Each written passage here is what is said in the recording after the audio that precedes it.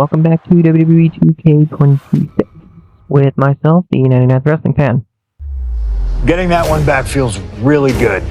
Plus, look at what chaos it would have caused across WWE. A win-win. The thing about that Undertaker loss is I shouldn't have even been in that match to begin with. I wouldn't have been trying to end the streak if I wasn't forced into a #1 contenders match with John Cena 8 days after Elimination Chamber. John Cena, my wrestling soulmate. Our methods differ greatly, but we both operate looking for the same thing: respect. Any battle with Cena was going to push you and make you better. Despite being banged up, I was supremely confident that the wrestling gods were on my side and that they'd give me my rightful and deserved spot against The Rock in the main event of WrestleMania. But the thing about John Cena is he's always working, he's always changing, always looking to throw you off, even by the smallest bit. Who game plans for a John Cena hurricanrana? I sure didn't. And that was enough to disorient me long enough to fall victim to an attitude adjustment. I was so close to a WrestleMania main event, it all slipped away in an instant. What do you say we let Slingshot Tech do its thing and grant me another chance to beat John Cena on a cold February night in 2013?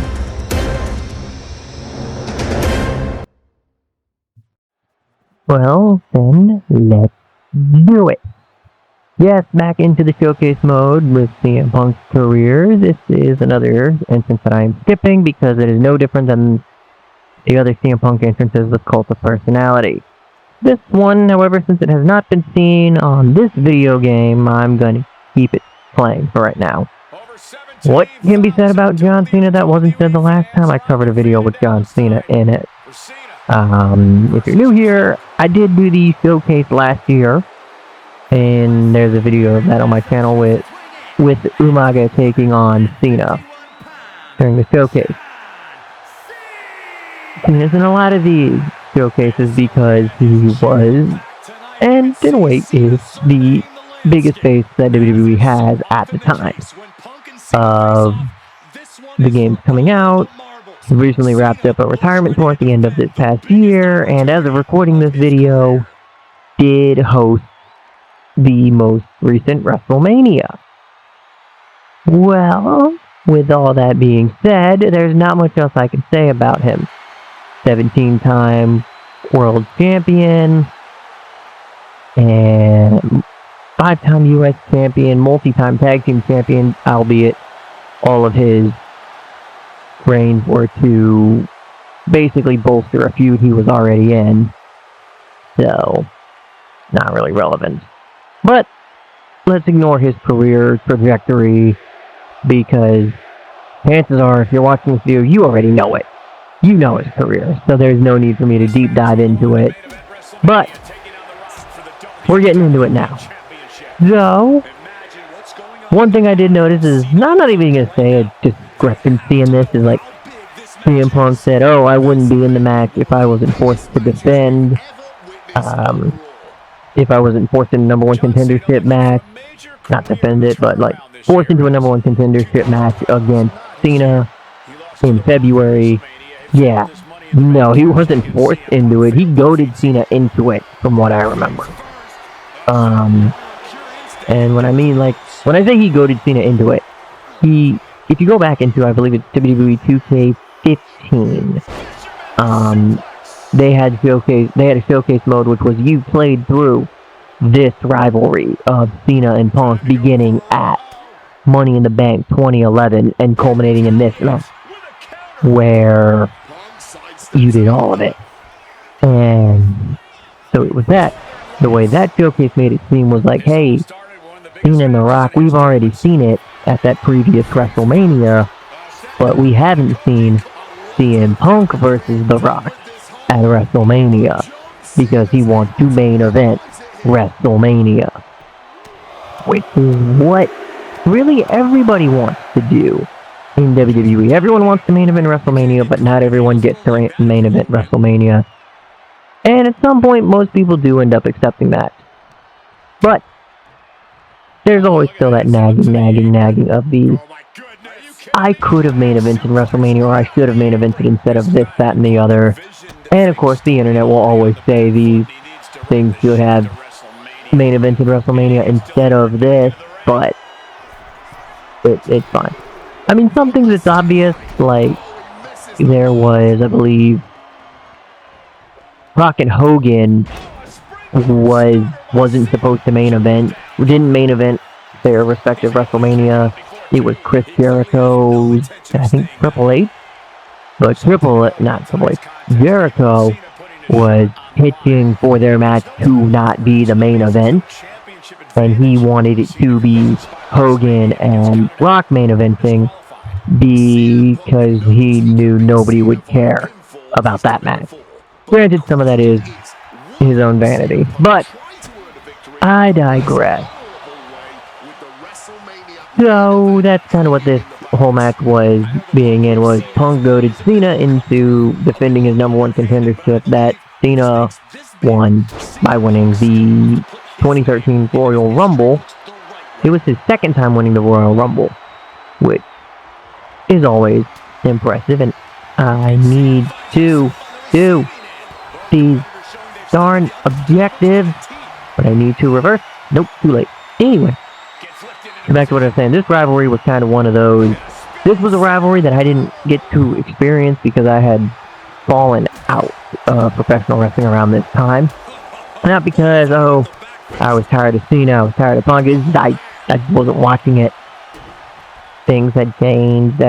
Not that it wasn't cool for me to not be watching it. It's just there were more important things happening in life at the time, and I just wasn't watching it. And I missed this whole feud with Punk and Cena, which was really good. So if you go back and kind of revisit the matches in the feud, it started at Money in the Bank 2011. From there, Punk wins, and he walks out of WWE, storyline-wise, of course, because he managed to sign a new contract the night of. But they played it up that he did leave with the contract with the company's top belt. So in a scramble, WWE quickly hosts like an 8-person tournament, and that's when Rey Mysterio wins the belt, who then defends the belt against John Cena that same night and immediately wins the belt because it's John Cena in 2011. Oh well, whatever.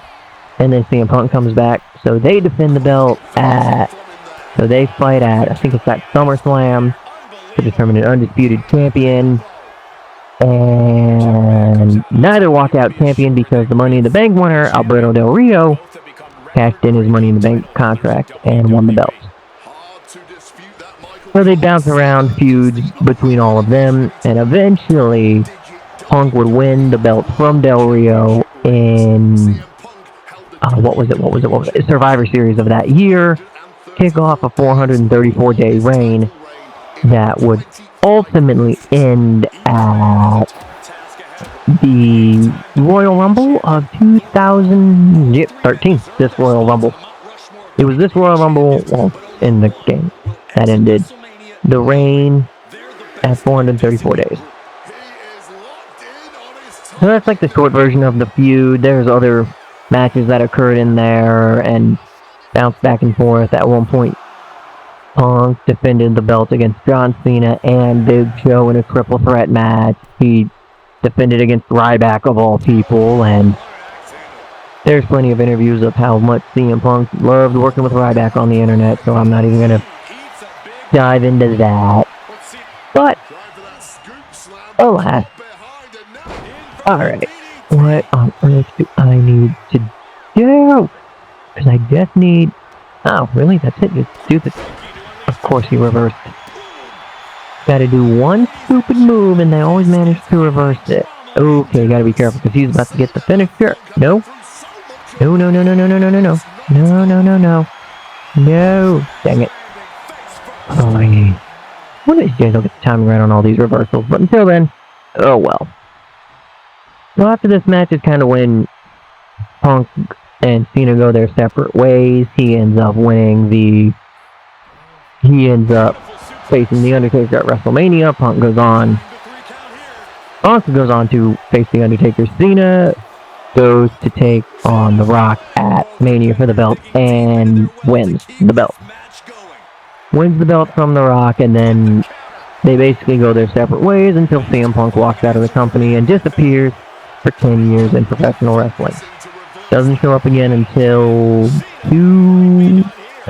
like AEW Revolution in Chicago, and then ended up leaving AEW because in a press conference after All Out, basically claimed that he worked with children, which I'm not going to say he's wrong, but I'm not gonna say he was right either. Because there's three sides to every story, yours, mine, and the truth. And what he says is going to differ than what, in the case of All Out, it was what the Young Bucks, what King Omega said, and in the case of All In, what he says and what Jack Perry says is completely different. But that's enough point. He went back to WWE, and eventually is having basically a good time right now, and it's honestly a different era. No different people are in charge. And Kabuski. Got it. Alright. So now just gotta do one more thing and high stakes matchup. Punk kicked to the midsection. Guys, is Punk really gonna go for a final driver? Oh my God, landing flush on the crown of the head there was John Cena, and now the cover. And a kick out by Cena. Punk doesn't know what to think. WrestleMania main event opportunity for the WWE Championship hanging in the balance.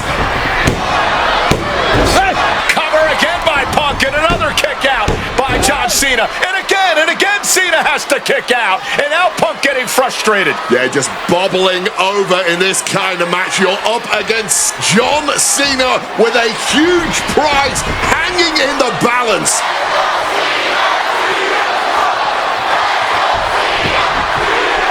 It's as though the frustration has Punk coming apart at the seams. What is Punk looking to do now? Making a climb to the high-rent district. Taking a lot of punishment in this matchup. Punk now from the top rope. Classic Punk. Nobody home. Cena out of harm's way. Cena adjusted. What the hell is Cena doing? Hurricane Rana followed by an AA. Is this going to punch Cena's ticket to WrestleMania? okay, time to kick out or reverse something or another because, yeah, okay, well, good thing I have the resiliency. Yeah, no, that Cena Hurricane Rana was definitely a move he does not do often. I think when I first saw him do that Hurricane Rana, it might have been in 2015 when Cena took on Rusev for the United States Championship.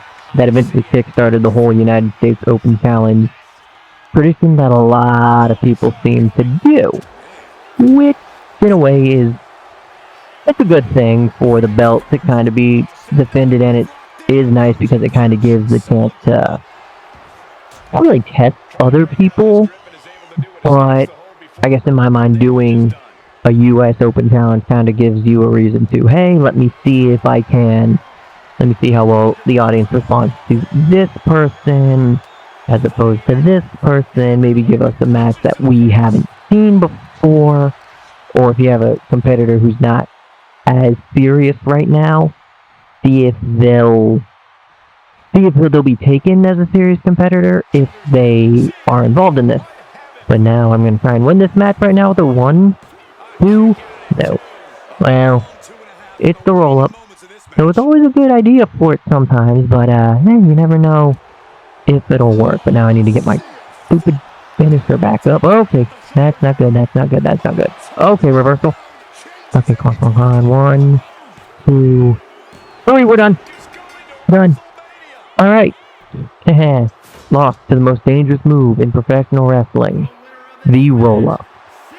There's a reason why it is known that. I swear I think I've said this before. More titles have been lost through a roll-up than count out or disqualification. I'm probably wrong, but it's also not even relevant in the roll-up. It's a great way to win your matches. Anywho, that's going to do it for this episode. Next week, or next time, it'll be, whatever the next match is. Until then, later.